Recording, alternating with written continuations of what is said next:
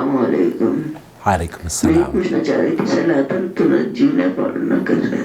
صلاۃ تنجینا نحمدہ و نصلی علی رسولہ الکریم، اما بعد۔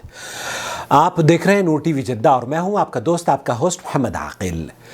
دراصل بہن یہ جاننا چاہ رہی ہیں کہ درود تنجینا کیا ہے اور اس کی فضیلت کیا ہے، اور اسے پڑھنے کے بارے میں پوچھنا چاہ رہی ہیں۔ دراصل سوشل میڈیا پر میری پشت پر آپ دیکھ سکتے ہیں بڑی بڑی ویب سائٹس بنائی گئی ہیں، درود کی فضیلت بیان کی جاتی ہے، اور یہ جو درود ہے، درود تنجینا، اس کے بارے میں کہا جاتا ہے کہ یہ نبی کریم صلی اللہ علیہ وسلم، اس کے الفاظ، پہلی بات تو یہ اللہ کے رسول صلی اللہ علیہ وسلم سے یہ کسی بھی صحیح حدیث میں ان الفاظ کو آپ نہیں پائیں گے، نمبر ایک۔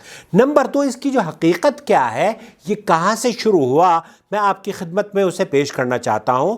اسے مورخ اور ادیب عبد الرحمن ابن عبد السلام الصفوری متوفی 894 ہجری نے اپنی کتاب نزہۃ المجالس و منتخب النفائس میں ذکر کیا ہے، اور مالکی فقیہ شیخ عمر ابن علی ابن سالم الفاکہانی النحوی نے بھی اپنی کتاب الفجر المنیر میں کسی شیخ موسیٰ کے حوالے سے اس درود تنجینا کو نقل کیا ہے، اور وہ قصہ بھی بڑا دلچسپ ہے۔ کہتے ہیں کہ ہم ایک قافلے کے ساتھ بحری جہاز میں سفر کر رہے تھے کہ جہاز طوفان کی زد میں آ گیا۔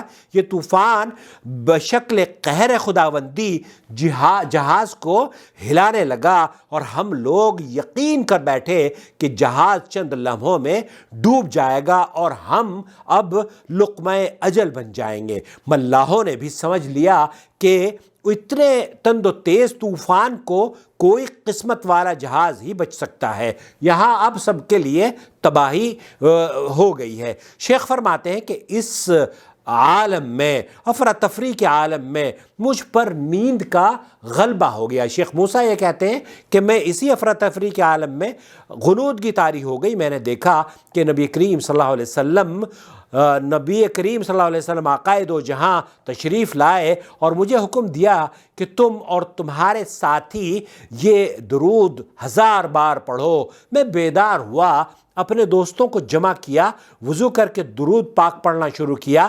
ابھی ہم 300 بار ہی درود تنجینا پڑھ پائے تھے کہ اللہ تعالیٰ نے اس طوفان کو اور ان تیز ہواؤں کو آہستہ آہستہ ختم کر دیا، اور طوفان رک گیا اور سمندر کی سطح پر سکون طاری ہو گیا۔ اس درود پاک کی برکت سے تمام جہاز والوں کو نجات مل گئی۔ یہاں اس کی جو فضیلتیں بیان کی گئی ہیں نا، اس ویب سائٹ پر کہا جاتا ہے کہ اگر آپ بیمار ہیں 1000 مرتبہ پڑھ لیں، شفا مل جائے گی۔ نوکری نہیں ہے، 1000 مرتبہ پڑھ لیں، شفا مل جائے گی۔ اول اور آخر اتنا پڑھ لیں، اتنا پڑھ لیں، اور اسی طریقے سے اس درود تنجینا کی زکوٰۃ بھی ادا کی جاتی ہے۔ میرے دوستوں، بزرگوں، بھائیوں اور بہنوں، یہ جو درود تنجینا ہے، یہ قرآن اور احادیث میں کہیں بھی نہیں ہے، اسلاف نے اس کو کہیں تذکرہ نہیں کیا ہے، بلکہ یہ صوفیوں نے اپنی کتابوں میں لکھ کر آپ تک پہنچا دیا ہے۔ اور اس کی جو فضیلت بیان کی جاتی ہے نا کہ 1000 مرتبہ اسے اگر پڑھ لیں گے تو آپ کی تمام پریشانیاں دور ہو جائیں گی۔ سوال یہ پیدا ہوتا ہے کہ یہ جو پریشانیاں دور کرنے کی خوشخبری آپ کو دی گئی ہے، کہ آپ کے پاس وہی آتی ہے؟ کوئی بھی حکم اگر خواب میں آپ نبی کریم صلی اللہ علیہ وسلم کو دیکھتے ہیں تو وہ خواب کا جو حکم ہے وہ حقیقت پر مبنی نہیں ہے۔ اس لیے اگر آپ علیہ السلام نے خواب میں کسی کو بتا دیا ہے تو اس کا یہ مطلب نہیں کہ آپ پوری دنیا کو اسی جو آپ کا خواب ہے اسی میں لوگوں کو گھیرے رکھیں۔ اللہ آپ کو ہدایت نصیب فرمائے۔ تو درود تنجینا کا پڑھنا قرآن اور احادیث سے ثابت نہیں ہے، بلکہ اللہ کے رسول صلی اللہ علیہ وسلم جب پریشانی ہوتی تھی، مشکل وقت ہوتا تھا تو کیا پڑھا کرتے تھے؟ اللہ اللہ ربی لا اشرک بہ شیئا اللہم رحمتک ارجو۔ یہ اللہ کے رسول صلی اللہ علیہ وسلم کی جو دعائیں ہیں وہ آپ کو اور ہمیں یاد کر لینی چاہیے۔ لا الہ الا انت سبحانک انی کنت من الظالمین، وہ دعا جو حضرت یونس علیہ السلام کی تھی، وہ دعا آپ ہی پڑھیں، الا یہ کہ یہ درود تنجینہ جو کہ صوفیوں نے بنا کر ایک خواب گھڑا گیا، اس کے لیے سفر کیا گیا، اور پھر یہ تمام چیزیں قصے بنا کر آپ کو پیش کر دیے گئے ہیں۔ اللہ سے دعا ہے کہ اللہ تعالیٰ امت مسلمہ کو قرآن اور سنت پر جو درود ابراہیمی ہے اس کی بڑی فضیلت ہے، اسی پر آپ بس وہی پڑھا کریں۔